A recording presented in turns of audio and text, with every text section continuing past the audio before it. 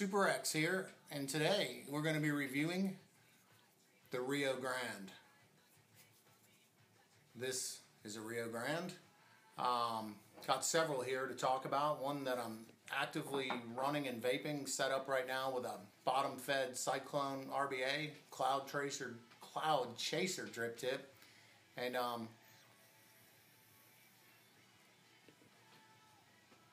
it's a wonderful vaping mod. A REO Grand can be purchased. I purchased mine brand new from reosmods.com. I deal directly with Rob. You can either purchase it from the website, you can call Rob directly and purchase it. You could PM him on ECF. Easy to get a hold of him. There is a vibrant REO community on ECF. REO's Mods community. It's in the supplier forum section. That's one place to find out a lot. But for the purpose of this review today, we're going to be looking at this Black Wrinkle REO Grand, this Silver Hammertone REO Grand. REO's Mods also made a variable voltage REO Grand that's adjustable by turning that little wheel. Same concept, same principles as a REO Grand, just slightly smaller, slightly larger than a REO Grand. The size of a REO Grand, let's see if I can give you a good comparison here. This is it in my hand. You know, it's pretty small. This is a Starbucks Gold card right here, same size as a credit card.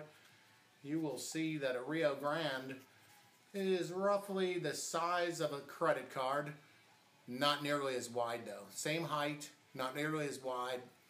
The width of a REO Grand is just wide enough, a little bit wider than an 18650 battery that goes inside there. REO Grand has a 510 connector in a recessed well. That's something I'd like to talk a little bit about too. It has a fire button on top. This recessed well has been around since the onset of REO Grands. They were meant originally for cartomizers and RBAs, or cartomizers and factory addies. Then people started using rebuildable atomizers like this Cyclone that fit down in there perfectly. The limiting factor to this well is about 14 to 15 millimeters, because that's the diameter of most bottom-fed RBAs. All of them were pretty much designed for the REO Grand. Now people started wanting to use dripping addies in them. So what REO has done, Robert E. O'Neill, that's by the way where REO comes from, his initials, he's taken and milled this catch cup off so it's just about level with the 510 connector, a little taller. And that allows it to pretty much take any RBA dripping addy you ever want to put on there. It's called the SL model, or take that back, it's called the low profile model. The SL model is one where he's taken and kind of drilled out really creatively, neatly. I love it. Looks like a Terminator mod. He's drilled them out and made it a super light model. So it's been a mod that's been evolving with the times. Rob does a pretty good job from what I could see, being a customer, of listening to his customers and giving us what we want. The other thing I'd like to talk about is buttons. I use stock fire buttons on mine. I don't do much with them. What this button does, it's a Delrin button. It has a lock in there. It has a detent. You turn it and it won't fire. It locks. You turn it back and it's wide open. I'll show you a little bit how that works in there. But he does make button covers, all different ones. He makes aluminum, brass. They just slip over this Delrin. Many people have even made their own custom buttons. Like I said, I like it stock. All that does when you push it is you look in there and you will see it activating that leaf. Now let's talk about that. All new REOs also come with these upgraded, people call them sub-ohm contacts, people call them high output. I like to think of them as high output, but that's it right there. Beryllium copper spring with gold plating, beryllium copper gold plated firing pin. Additionally, it also comes with the new heat resistant button. So any new REO you buy right now comes outfitted with this. I've had these REOs for a while. I retrofitted myself in about 15 minutes. You can put in these contacts if you happen to buy one used. But if you buy one brand new from reosmods.com, they will come with that in there. A brand new REO Grand, as I understand it, is $146 from reosmods.com. That's the way I'd recommend buying them. Right there from REO's Mods. So let's talk about batteries that go in these. When you buy your REO, you're pretty much, this is what you're going to get. coming with a bottle. An extra bottle comes with it. It comes hooked up. Everything you see here, cover.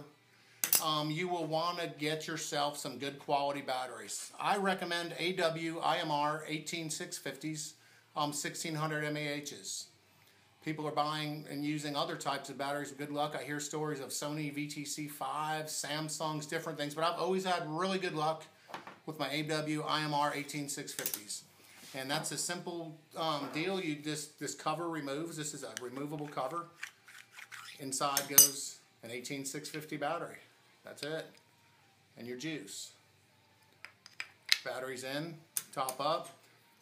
Here's the door that came with it. Notice this was the door for my other one. You can switch those out, give it a whole different look and feel. As you saw this one right here. Here's the black wrinkle door. They interchange between Grands and whatnot. And if you look at this hose right up here in the top, you'll see when I squeeze this, what happens is juice makes its way up into the RBA. What I do on mine is I have an enlarged air hole, 1/16 of an inch. And when I'm squonking, I sort of tilt it forward. Squonking is pressing the juice bottle, by the way. And when I see a little glimmer of juice there at the hole, I know that the wick and coil is pretty well saturated. Time for a vape. About one squonk for about 3 or 4 seconds every vape or two. That's how I run it. My saying is, when in doubt, squonk. I don't let it dry and burn out. I've never burnt a cotton wick, and if I did happen to singe it by being really careless, you'll know it, you'll taste it. And then you just give it another squonk, and usually it's good as new. So that's pretty much it. As simple as squonking. I use my thumb right through that door, pressing that bottle, and then hitting the fire button. And that's pretty much it. What I'd like to do at this point is get under the hood of the mod a little bit. What we're going to do is get our other camera out here and get under the hood of this, and we'll show you a little bit about the insides. We'll look at voltage drop. We'll look at all that good stuff. Sit tight. And I was telling you about the juice bottle. You just push it with your thumb. You see juice go up. What happens is juice comes up through the 510 connector here, and it just goes into your RBA, and the rest of it gets sucked out. Just goes right in through the bottom of your bottom fed RBA, which you will see has a hole in the bottom of it there. This again is a Cyclone. It's built.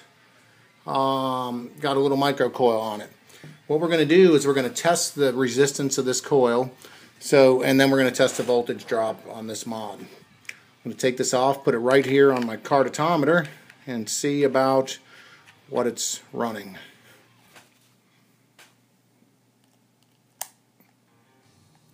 .28. And one thing I would do real quickly, like to, is just check the tightness of those screws and make sure that they're on there right. That will affect your resistance and the vapability of it. Don't over tighten them, just a little bit. 1.27. So now that we've got that, let's go in and take a voltage drop reading on the mod. And we'll put this on here, and then we will. Oh, let me go through one other thing too. Inside of this O-ring, a lot of people get a bottom fed RBA and they wonder where the O-rings go that come with the mod, or if they need an O-ring. In the catch well, in the drip well, is where I put an O-ring. I don't know what size this one is. It's not as small as the one that comes with an RM2. Slightly larger, but it's not a really fat one. I put it in there basically so that it's on the outside of the 510 connector. I then take my atomizer base and screw it on. I use that O-ring more to line the air hole up where I'm going to want it than anything else. Most of the time you won't get any leaks through that connector unless, I don't know how you would, but that O-ring will also stop that. So now we got that on there. That's right about where I want it. I've been vaping a lot of my mods with the air hole pointing towards the side. That way when I squonk, I easily see how it feels. Again, you'll see the juice just comes up through there, saturates the cotton, and then it goes back away. So let's take a voltage reading off of this battery right here for starters that we're going to put in the mod. And we're going to put the negative on the negative and give the positive a little touch to the positive. 4.19. We got that right? 4.19.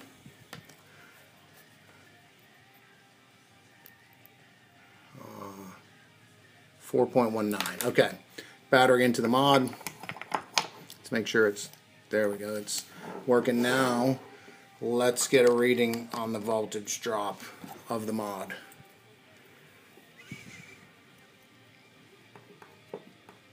If this works the first time, I'll be surprised. Usually I've got to turn it around and get the... Or up. Hold on.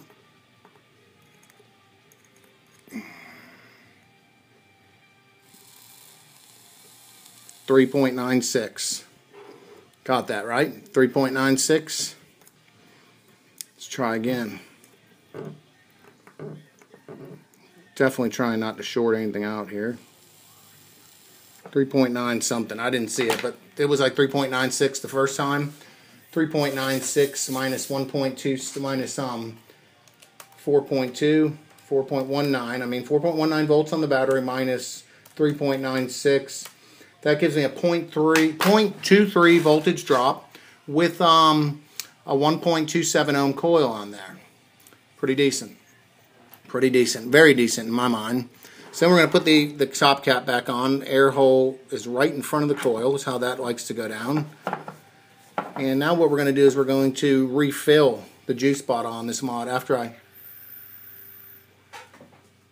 take a little vape. Alright, refilling the juice bottle. Here's what I did. I get my juice bottle handy. No special tools required on this. I mean, it's a 6 milliliter bottle. I take the battery out. Get a little piece of paper towel. So when I take, what I'm going to do is I'm going to grab the bottle, hold this little dealio here. People do it all different ways. I've seen people hold the tube up, put it in there. Awesome. I love it. My way of doing it is just like this. I take the bottle and hold it. Kind of shake it off a little bit. I just had it turned upside down, so that added a little bit of fun to the tube. Then I take this paper towel and I put it right here like that. Set the mod down. Grab my big old bottle here. And inside that nice big bottle is about 95% VG and 6 milligram Nick base, unflavored Nick base. And you're just going to take it and pour it in here just like this. Fill it up. No tools. No nothing. No needles. No syringes. Wipe the top of that off. Stick it back in here kind of just like this. The reverse of the way it came off. Not too tight, just snug. And you'll see again how it works. Juice just flows up that little tube. Drains right back out. Tilt it towards you when you squonk. Look at the hole. You'll see a little glimmer of juice. Boom, you know you're good to go right there. Juice doesn't come rolling out or anything unless you have a huge hole on there, which I don't. So that's pretty much that. We've taken you through filling up a REO, putting an RBA on a REO. We checked the voltage drop. Damn respectable voltage drop on this mod with those new contacts that come on all REOs. Again, we've addressed that you can get a button covers if you like your button covers. I'm not a button cover person. Don't know what else to say. It's a very solid mod.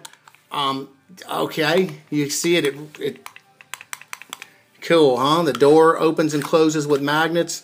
People have done things that if someone's like real anal about hearing their battery rattle, they've put tape around it or a little ribbon or something, what have you.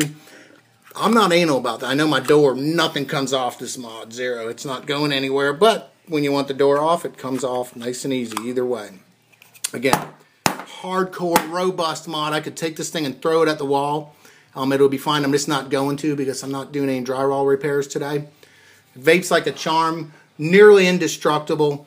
REOsmods.com, REO Grand, right there. Rob also makes, I want to throw these out here too, these killer Woodvilles from time to time in limited batches. You know, and there's the REO Grand. There's the other REO Grand. What an awesome set of mods. I'd recommend them highly. I actually give this a rating, my highest rating of any mod. It absolutely kicks ass.